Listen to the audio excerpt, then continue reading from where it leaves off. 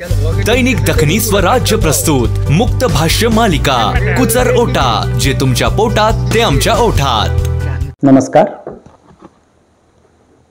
मी संतोष तांबे आणि आपण पाहत आहात दखनी स्वराज्य न्यूज चॅनल. स्थानिक स्वराज्य संस्थांच्या निवडणुका आता जाहीर झालेल्या आहेत.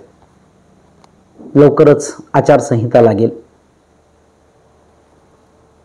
नगरपालिकांच्या ज्या याद्या आहेत, मतदार याद्या, त्या जवळपास फायनल झालेल्या आहेत. या याद्यांमध्ये बरेच घोळ होते, त्यामुळे अनेक मोर्चे सध्या महाविकास आघाडीचे चालू आहेत. काही नावं दुबार आहेत. नावांच्या वयांमध्ये फरक आलेला आहे. मुलांच्या आणि वडिलाच्या वयामध्ये फरक आहे. मुलाचं वय जास्त दिसतंय, वडिलाचं वय कमी दिसतंय. अशा वेगवेगळ्या प्रकारचे घोळ आहेत. एकाच पत्त्यावर जास्त नावं नोंदवलेली आहेत. अशा वेगवेगळ्या प्रकारचे आरोप गेल्या बऱ्याच काळापासून पुराव्यानिशी वेगवेगळ्या पक्षाच्या प्रमुखांनी, प्रवक्त्यांनी सामाजिक माध्यमांच्या समोर आणलेले आहेत, जनतेच्या समोर मांडलेले आहेत. आयोगाने मात्र या सगळ्या गोष्टींचं खंडन करत आपलं घोडं पुढं चालू ठेवलेलं आहे. आपण स्थानिक स्वराज्य संस्थांच्या आमच्या पैठणच्या निवडणुकीच्या संदर्भात चर्चा करत आहोत. पैठण नगर परिषदेची निवडणूक लवकरच आता घोषित होईल. जशी राज्यात होईल तशी इथेही होईल. अनेक लोक सध्या निवडणुकीच्या रिंगणात उतरलेले आहेत, उत्सुक आहेत. अनेक नगरसेवक उत्सुक आहेत. विशेष म्हणजे पैठण नगरपालिकेच्या नगराध्यक्षाचं जे आरक्षण आहे ते सर्वसाधारण महिलेचं आहे. त्यामुळे इथे आता मोठ्या प्रमाणात चुरस निर्माण झालेली आहे. वेगवेगळ्या पातळीवर गणनिहाय, वार्डनिहाय जी रचना आहे, प्रभागनिहाय जी रचना आहे, त्या रचनेमध्ये सुद्धा काहींच्या फायद्याचे आरक्षण सुटलेलं आहे, काहींना अडचणीचं आरक्षण झालंय, काहींची ज्या वार्डामध्ये पकड आहे त्याऐवजी त्याचं नाव दुसऱ्या वार्डात गेलंय. त्याची अनेक मंडळी दुसऱ्या वार्डात गेली आहेत. वार्डाची जी सीमारेषा ठरवलेली आहे, बॉर्डर लाईन्स, त्याच्या आतल्याऐवजी त्याच्या मध्ये असलेली लोक दुसऱ्या बॉर्डर लाईन मध्ये गेलेली आहेत. त्या भागातली माणसं, त्या भागातली काही मतदार या भागात आलेली आहेत. आणि अशा रीतीने सगळ्या मतदारांची पांगापांग झालेली आहे.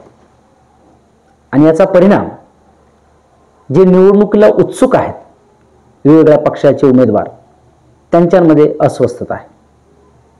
काहींच्या दृष्टीनं हे करून घेतलेलं षडयंत्र आहे. आपल्या आपल्या सवयीप्रमाणे, आपल्या गरजेप्रमाणे आपल्याला जिथं जास्त जागा निवडून आणता येईल अशा ठिकाणी लोकांना स्थलांतरित करत, मतदारांना या वार्डातून दुसऱ्या वार्डात, दुसऱ्या वार्डातून तिसऱ्या वार्डात असं स्थलांतरित करत आपल्या सोयीचं हे सगळं मतदान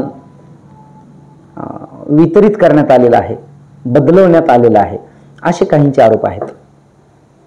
तर निवडणूक आयोगाच्या अधिकाऱ्यांकडून असं बोललं जात आहे की लोकसंख्येचं प्रमाण, वार्डाचं क्षेत्रफळ या दोन्हींचा विचार करता काही मतदार या भागातून त्या भागात टाकणं अपरिहार्य होते. कारण काही एरियाची लोकसंख्या ही डेन्स पॉप्युलेशन ज्याला म्हणतो आपण, प्रचंड मोठी लोकसंख्या आहे, जागा छोटी आहे, क्षेत्र छोटं आहे, पण लोकसंख्या जास्त आहे.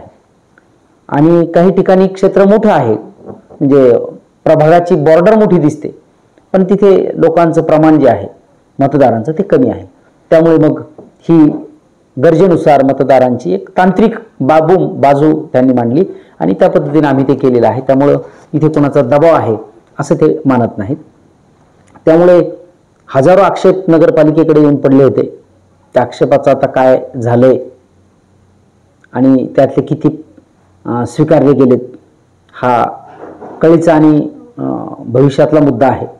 आता मात्र ज्या याद्या जाहीर झाल्यात 1 तारखेला, त्या याद्यापासूनच निवडणूक सुरू झालेली आहे. त्यात जे बदल झालेले आहेत ते आता या निवडणुकीनंतर केले जातील दुरुस्त्या, अशा प्रकारचं निवडणूक आयोगानं जाहीर करून टाकलेलं आहे. दरम्यान विरोधी पक्षांचा आता मोठा मोर्चा आपण पाहतोय.